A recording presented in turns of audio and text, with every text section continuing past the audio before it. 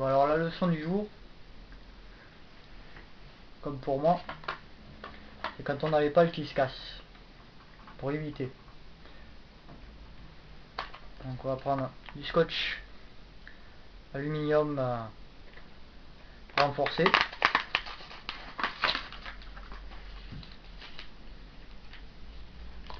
Une paire de ciseaux pour couper, un marqueur ou autre, et une petite règle au cas où. Donc pour bien faire ça, ce qu'on va faire, on va faire en sorte de replier le papier dans le sens de la rotation de la pale, de manière à ce que quand ça tourne, que le scotch ne se retire pas. Voilà. Donc pour faire ça bien, il faut mettre la même longueur de scotch des deux côtés. Donc au besoin, on peut se faire un petit marquage. On va mettre ici 8 cm et demi, 8-9 cm.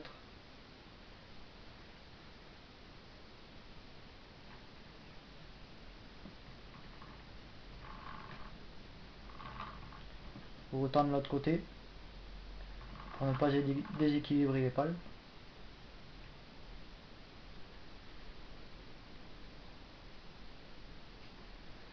Voilà, on ne voit pas le trait, mais moi je le vois.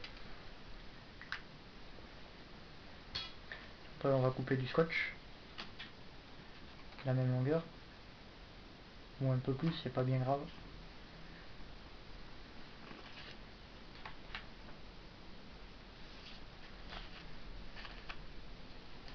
On recoupera. Et on va tâcher d'appliquer au bord de la pale et de le replier. Ce qui débordera, on le coupera après au ciseau. Donc on enlève le film. On tâche de couper droit, de préférence. Ne pas couper en biais le papier. Ni de le plier, comme je viens de le faire.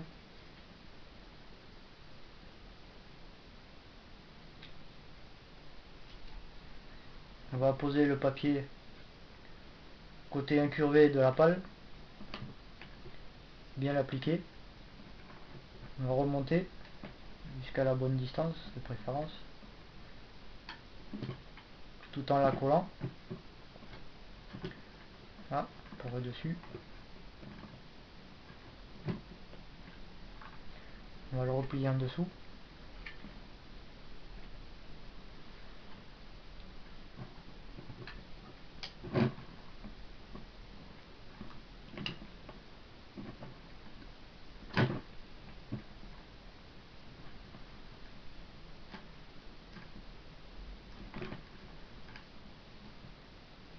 On peut le faire sur les pales dévissées aussi, c'est tout aussi simple.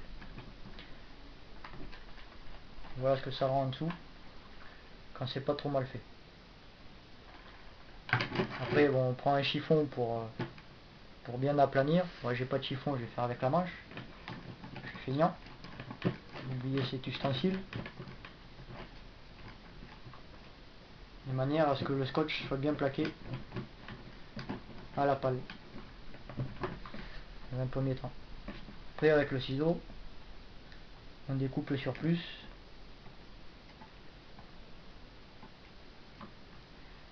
Ce qui dépasse, pareil, derrière, qui ne sert à rien. On va couper le long de la pale.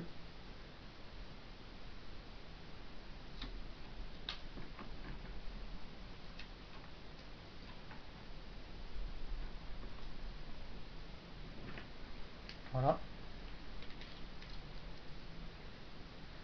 Et là, on peaufine complètement.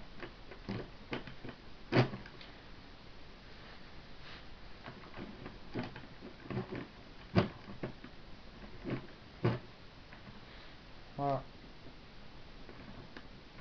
De manière à ce que la pale soit rigidifiée en cas d'impact. Moi je l'ai fait sur 8 cm, 8-9 cm parce que j'avais une petite fissure sur cette pale à ce niveau là et j'ai mis un peu de scotch un peu long mais on peut mettre ce qu'on veut comme distance, le tout est de faire pareil des deux côtés.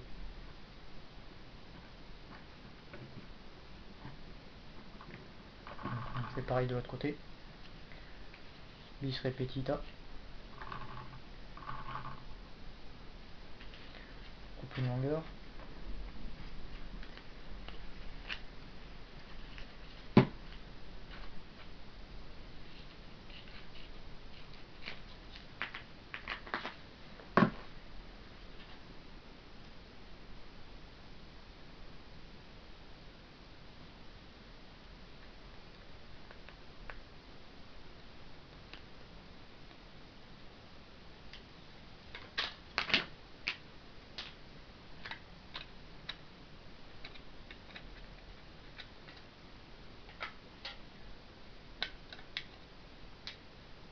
Faut y aller mollo parce que quand s'il se froisse, c'est foutu.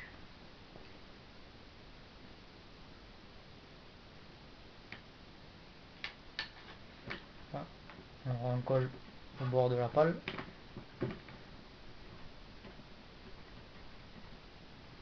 On fait remonter. Voilà.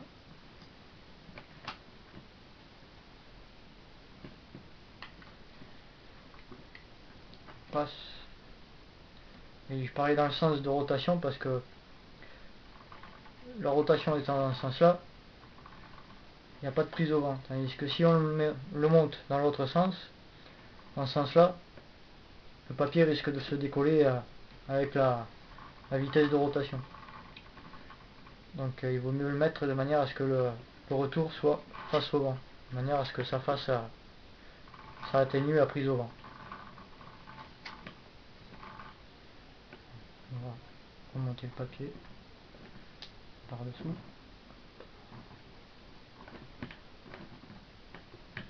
Toujours en le collant, soit bien collé, qu'il n'y ait pas de bulle d'air ni rien.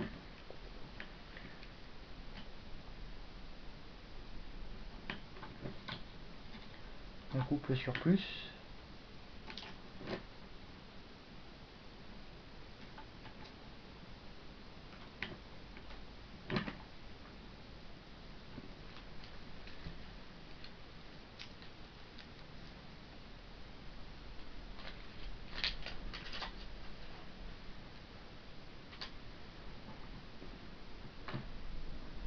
On prend l'arrondi de la pale, plus ou moins.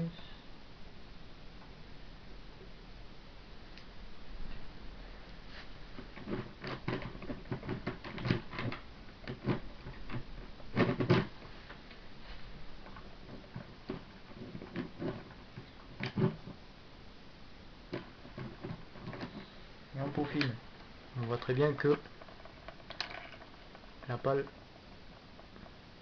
est bien faite, autant dessus que dessous. Et ça ne gêne rien.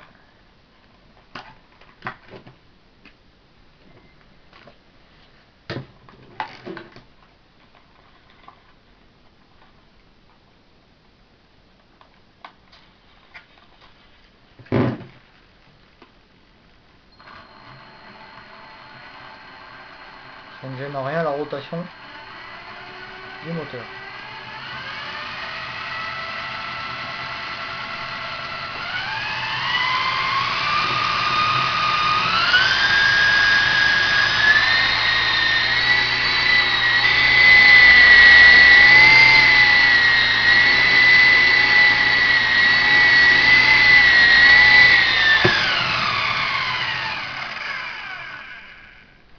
Voilà.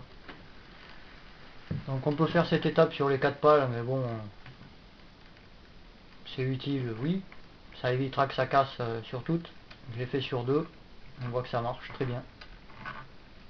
Surtout sur le blade CX2, que les pales sont pas flexibles comme le lama. Ce qui fait que quand on tape le lama, les pales se plient. Et le CX2, non.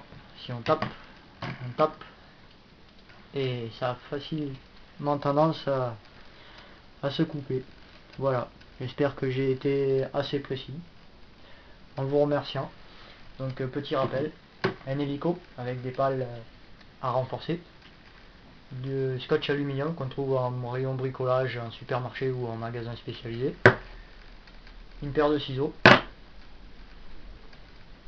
un réglé ou une règle, et un marqueur pour pas se louper sur la distance si on veut avoir le même équilibre. Voilà, bon vol à tous et à la prochaine.